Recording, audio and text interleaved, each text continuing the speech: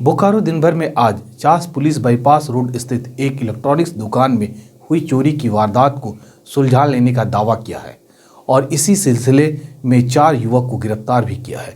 बताएंगे पूरी घटना कुछ ही पलों में। सीसीएल जरंडी रेलवे साइडिंग में सोमवार रात क्यों फैली दहशत, इसकी भी बात करेंगे। नमस्कार, साल 2021 की आखिरी मंगलवार बोकारो दिन भर में आपका स्वागत है। मैं हिमांशु। बोकारो की सुर्खियों में चास अमृत पार्क के पास से अतिक्रमण के खिलाफ कार्रवाई की भी चर्चा करेंगे। सड़क दुर्घटना में एक युवक की जान ले ली, ये दुखद घटना भी खबर में है। साथ ही साथ ओमिक्रॉन और कोरोना की स्थिति भी जानेंगे। चर्चा और भी खबरों पर करेंगे, लेकिन उसके पहले जान लेते देश और दुनिया का हाल। कोरोना के बढ़ते मामलों के कारण दिल्ली में येलो अलर्ट लागू। स्कूल, कॉलेज, शिक्षण संस्थान, cinema hall, multiplex, banquet hall हुए बंद। भारत सरकार ने कोरोना के 2 नए टीके और एक एंटीवायरल दवा को आपात स्थिति में इस्तेमाल की मंजूरी दे दी है। ओमिक्रॉन का असर दुनिया भर में उड़ानों पर पड़ा है।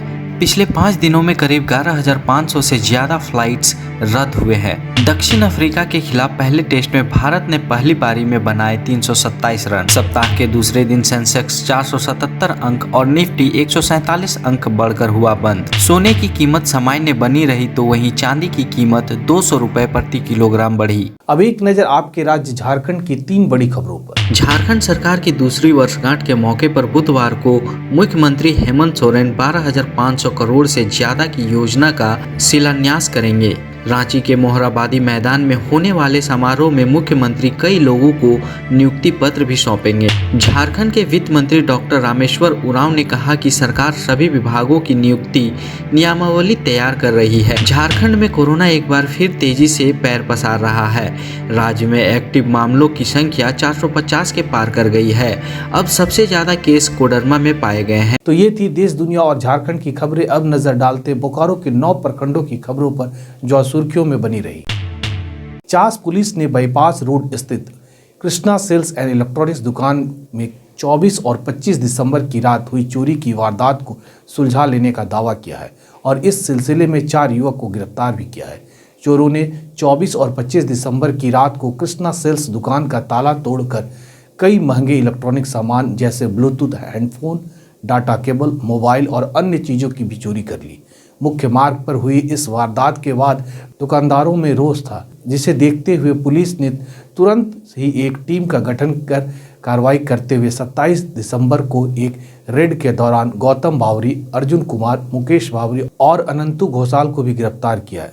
इन गिरफ्तार युवकों की उम्र महज 20 से 21 साल के बीच की है। इनमें से गौतम बावरी का अपराधी रिकॉर्ड भी है। पुलिस ने आरोपी के पास से चोरी का सामान भी बरामद किया। स्वर्ण संगम दुकान के बगल में कृष्णा सेल्स नामक इलेक्ट्रॉनिक दुकान, जो कि भालोटिया गली में पड़ता है, कि रात्रि में अज्ञात चोरों के द्वारा इलेक्ट्रॉनिक दुकान में 3 keypad mobile, bluetooth neck band 40 piece, 150 piece earphone, 2 piece torch, drawer में रखा हुआ 2800 रुपया, 11 पीस चांदी का सिक्का एवं अन्य इलेक्ट्रॉनिक सामान की चोरी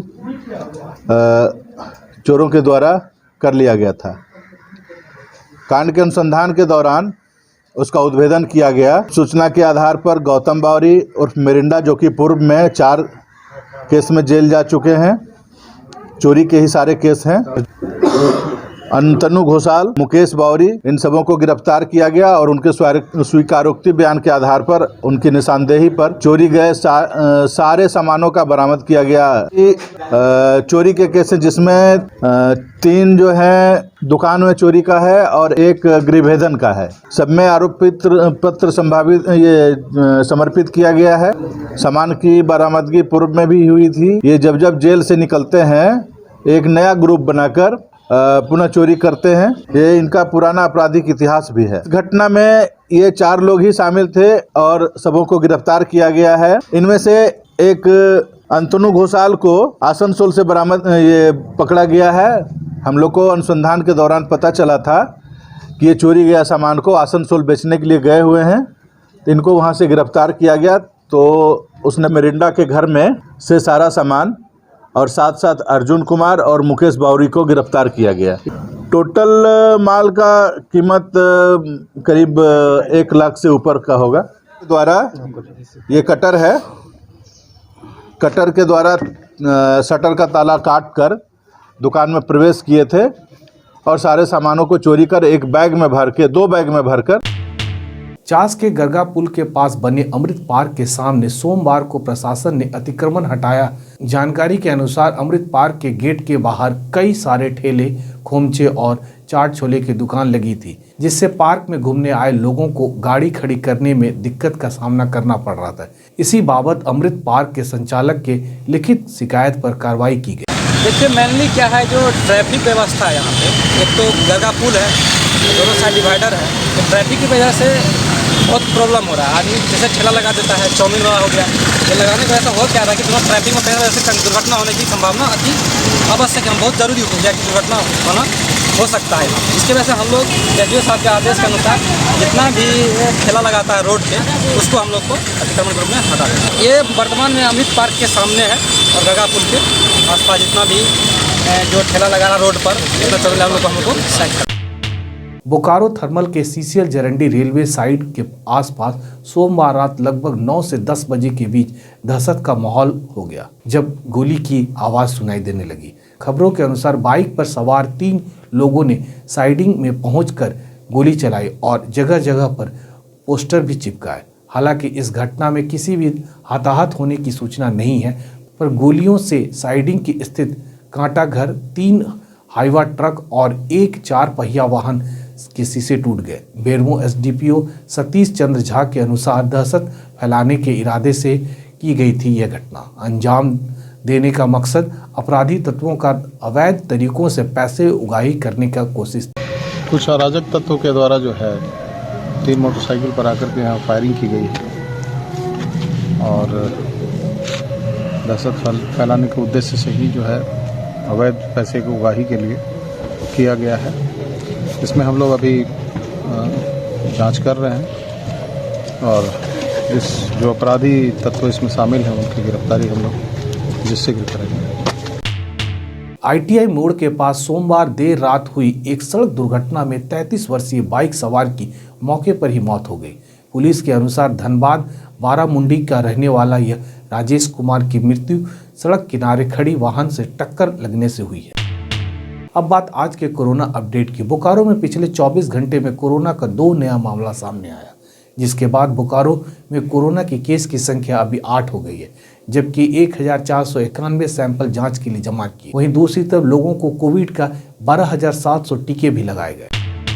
बोकारो कांग्रेस ने अपनी पार्टी के स्थापना दिवस के मौके पर मंगलवार को बोकारो के सेक्टर 4 स्थित पार्टी कार्यालय में कार्यक्रम का आयोजन किया था। इस मौके पर पार्टी के जिला अध्यक्ष मंजूर अंसारी ने कहा कि कांग्रेस के विचारधाराओं से लोगों को अवगत कराया जाएगा। आज बोकारो जिला कांग्रेस कार्यालय में हमारे सभी वरिष्ठ कांग्रेस जनों के बीच हम लोग आज बहुत धूमधाम के साथ 137वां स्थापना दिवस हम लोग मना रहे हैं और हम अपने सभी जो कार्यकर्ता हैं, जो नेता हैं, जो हमारी समस्या है, हम ज़रूर उस पर बात करेंगे।